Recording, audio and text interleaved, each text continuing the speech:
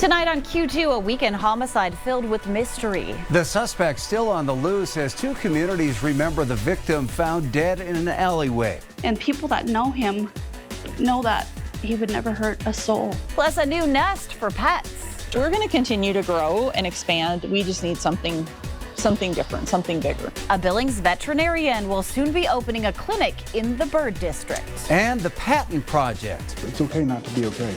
And when you need help, communication is the most powerful weapon. A national organization in Billings hopes to give veterans a voice on the big screen. The MTN 530 News starts right now.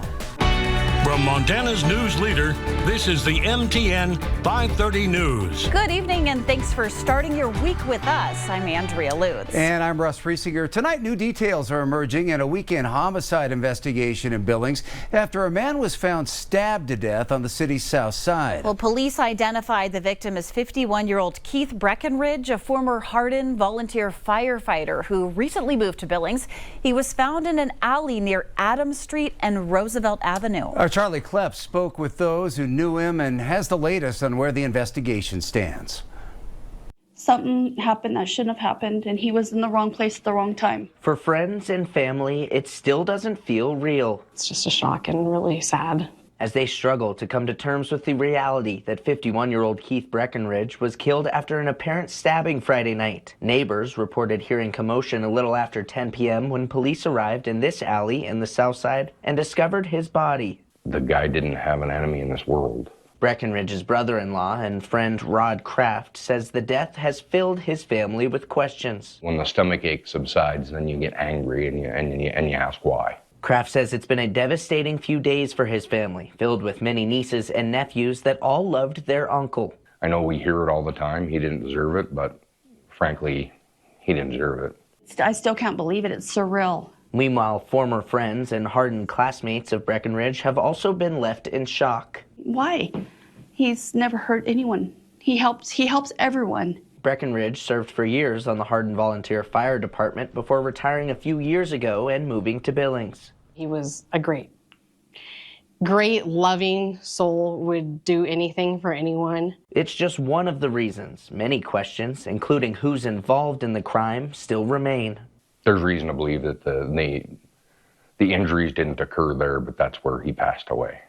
He wasn't there because he wanted to be. Questions family and friends hope become answers, still reeling from their loss. If we can get some sort of closure and some sort of accountability for those who did this, that would help greatly. Justice for Keith right now is all I'm hoping for.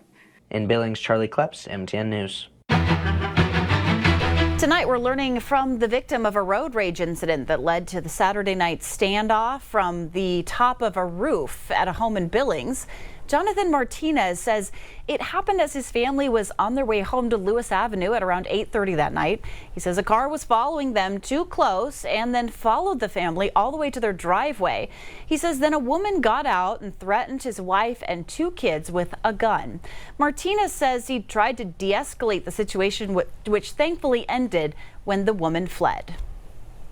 I slowed down, went to turn on my blinker, and somebody behind me laid on the horn. When I looked in their vehicle, she was waving a gun at me. So, I mean, it went from being nothing to, having to protect my family and step in between my vehicle and her to shield them from in case she decided to start firing shots. Police say the woman escaped police by climbing on the roof of her own home in the 700 block of 22nd Street West. The woman was booked into the jail facing charges of assault with a weapon and criminal endangerment. New information tonight after the police bomb squad had to be called out to a Billings business over the weekend. Billings police say 36-year-old Victor Adams is facing charges of intimidation and criminal trespass. Police were called to the Old Chicago on 24th Street Sunday morning after a call about problems with an ex-employee. The caller told police there was a suspicious package left outside the business. The business was evacuated and shut down for a couple of hours until the bomb squad determined that area was safe. Tonight, another business is setting up shop in the Bird District in downtown Billings, this time a next-generation veterinary clinic. Dr. Edie Best envisions plush furnishings and elegant lighting welcoming her patients. It's a dirt lot now, but in 9 months, it'll be the newest addition to this appealing neighborhood. It's tight quarters inside the Billings Animal Family Hospital. We currently have 3 exam rooms, and they're pretty small rooms, you know, little narrow hallways. That's become a challenge. 5 parking spots, also a challenge. 1 treatment table, so it's like a runway. You know, it's like, I always tell people, like, if we need to do a toenail trim, or we need to draw blood, or we need to do something, I'm like, hold here, please. I'm gonna go check and see if what's happening on the runway.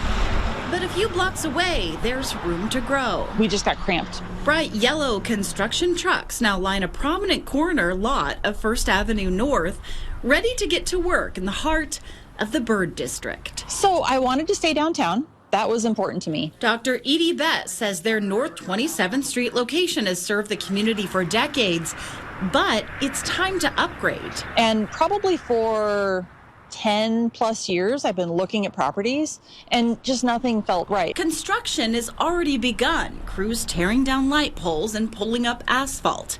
Back in November, Billings City Council approved $475,000 in tax increment financing for the project, part of its push to revitalize the area and improve public infrastructure. If we're going to continue to grow and expand, we just need something different, something bigger. Dr. Best's vision isn't just about more space, it's about redefining the experience. But I have this vision of providing sort of like the human surgery center concept, where people can actually sit in a comfortable environment and wait for their pet if they want to, and have more, you know, accessibility. It's a new approach to top-notch veterinary care. I'm super excited about it.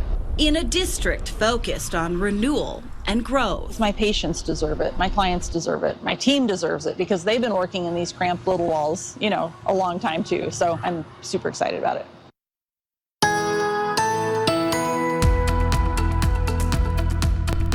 I just picked out a sample of some of the rain reports coming in. You can see widespread across the area. There was quite a bit of variation within just a short distance, anywhere from a few hundreds to over even a couple of inches of rainfall reported in areas of here, southern Bighorn County down through northern Sheridan County, Wyoming. So by county, this is how it kind of broke down for us. These are the highest reports from each of those counties all across the area, where we're seeing routinely anywhere from a few hundredths, a few tenths of an inch, all the way up to several inches of rainfall, as high as over 3 inches of rainfall in the high elevations of Bighorn County, Montana. Showers winding down for now, but not gone. We'll talk about the forecast coming up.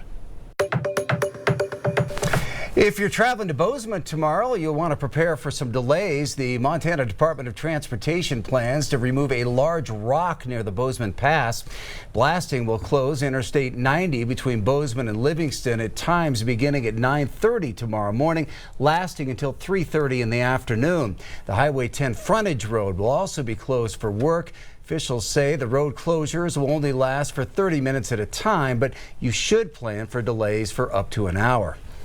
Montana and Wyoming have the highest rates of veteran suicide in the country, but a national organization is helping create conversations around those numbers. The Patton Veterans Project travels across the country to get veterans involved in film workshops. As our Isabel Spartz found, it's a therapeutic way of sharing stories, and it's already having a major impact. Slide in.